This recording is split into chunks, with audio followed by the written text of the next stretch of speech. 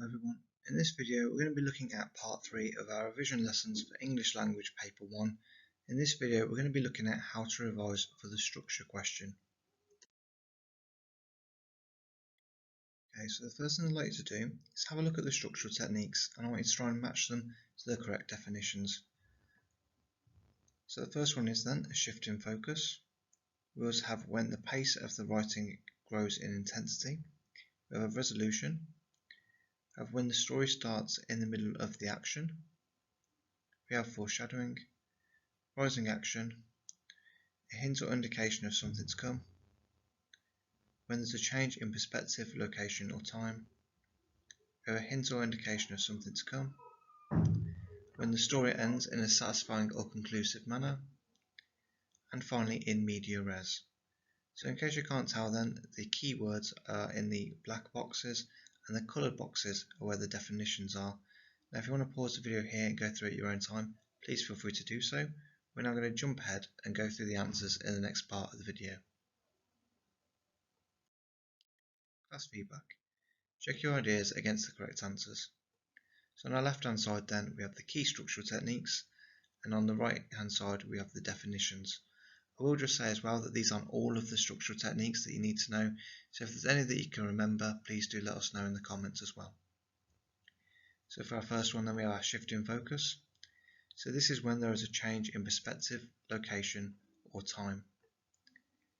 Number 2, we have a resolution. This is when the story ends in a satisfying or conclusive manner. So typically this is we know every outcome within the story. It means that the good guy's been successful, the bad guy's been caught, or whatever it is in the situation. Number 3, we have foreshadowing. And this is a hint or an indication of something to come. We have rising action. This is when the pace of the writing grows in intensity. And then finally, number 5 is in media res, which is when the story starts in the middle of the action. So by the end of this video, you'll be able to recall how to approach the structure question, which is question 3, understand how to use the context of the text to plan your response, and then finally, you'll be able to apply your understanding to attempt a response to paper 1, question 3. Look at the exam question and attempt the challenges that follow. So here is our question. Now this question is never going to change. It doesn't matter what extract you get, it is always going to be the same. So how has the writer used structure to interest the reader?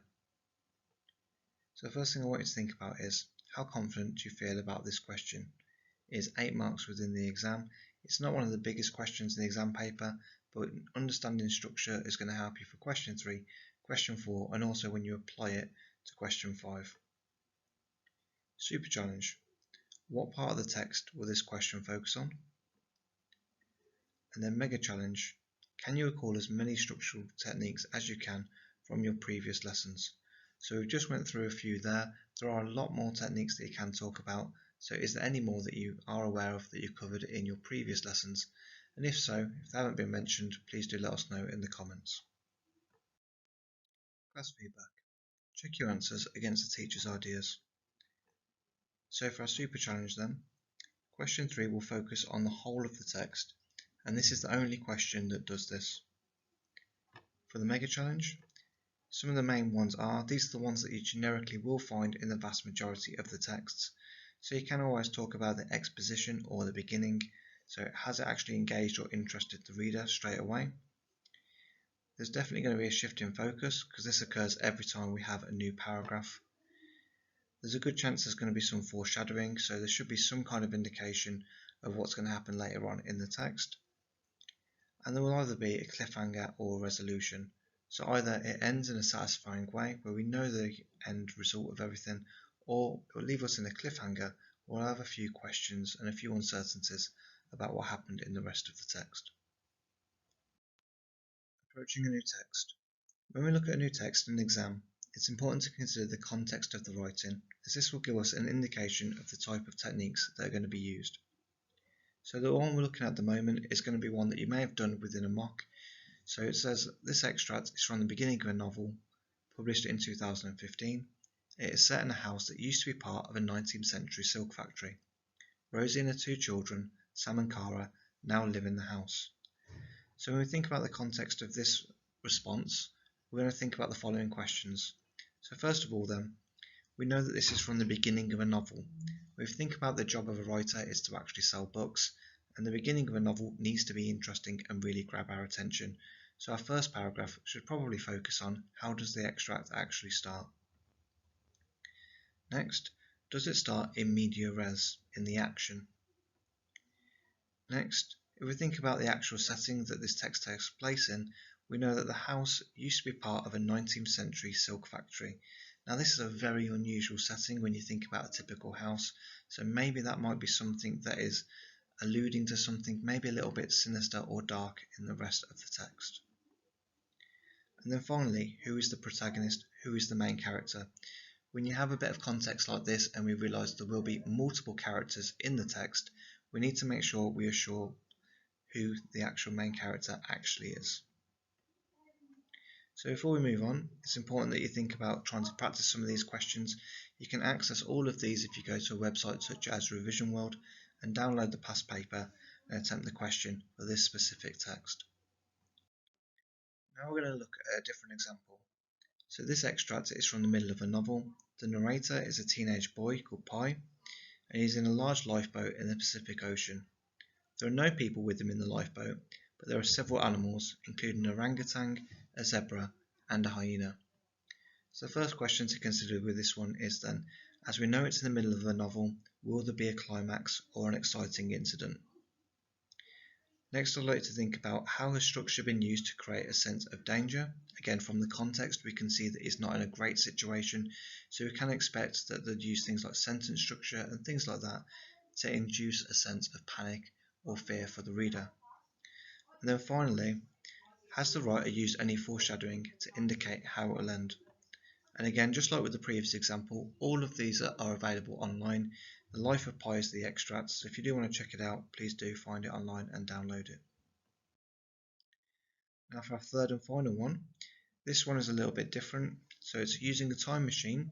An organisation called Time Safari transports clients into the past to take part in hunting expeditions. A group that includes Mr. Eccles, together with their guide Travis, is visiting a prehistoric jungle in order to shoot a Tyrannosaurus Rex. Now this is a fantastic one in terms of context because at least it is sounding quite interesting off the bat. Here are some questions that we consider then. Will this start with in media res? We already know that they're going to have some kind of interaction with a dinosaur, so are we going to have some kind of exciting incident? Next, there are a few different characters. Will there be a perspective shift? Again, it's really important that you feel clear about which character you're talking about when you're answering your response. And finally, this sounds like a really dangerous situation. How could the writer use structure to build suspense? So if you're not too sure about that, do have a really good think. Look back at some of those structural techniques that we went through earlier. And again, all of this is available to download. All you need to do is search for the actual exam paper online. Look at the text and attempt the questions that follow. A bead of perspiration squirmed down Tom's face as he tried in vain to control the frantic beating of his heart.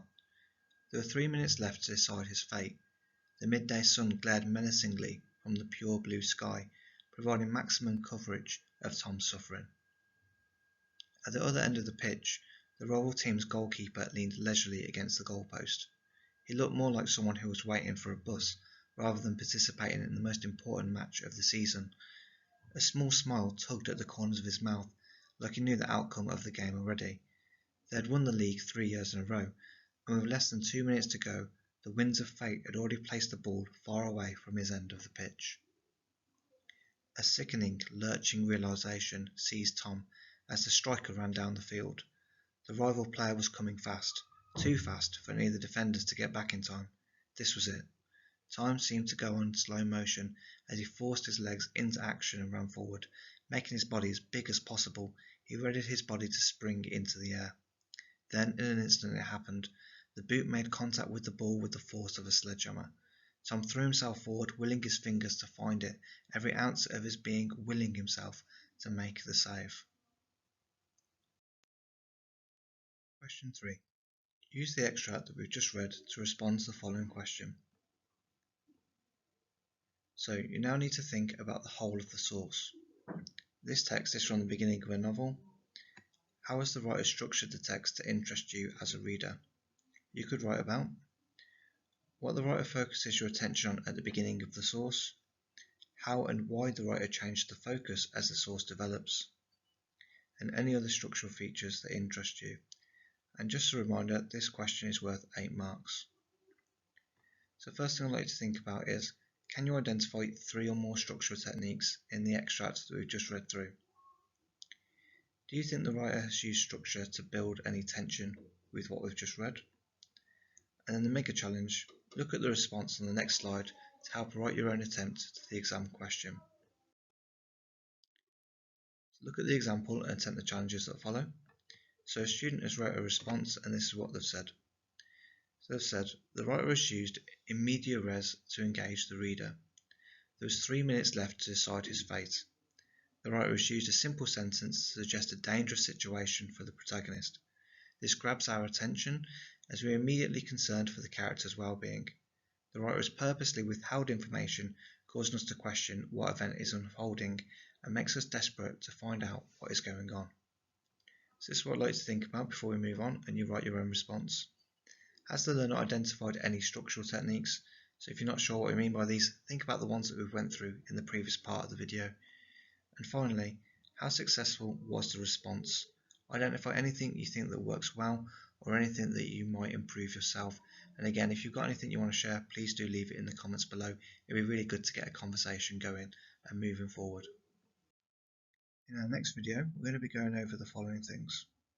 So we're going to recall the key skills needed for question 4. We're going to understand the mark scheme in more detail. And you're going to apply your understanding to attempt question 4 for English Language Paper 1. If you need any additional help or support, then new videos will be added every single week. Alternatively, you can leave us a comment below or visit our partner channel Bookworm Teaching for more lessons and guidance on all things English. Thanks ever so much for listening, guys, and all the best for your work and revision in the future. Bye bye.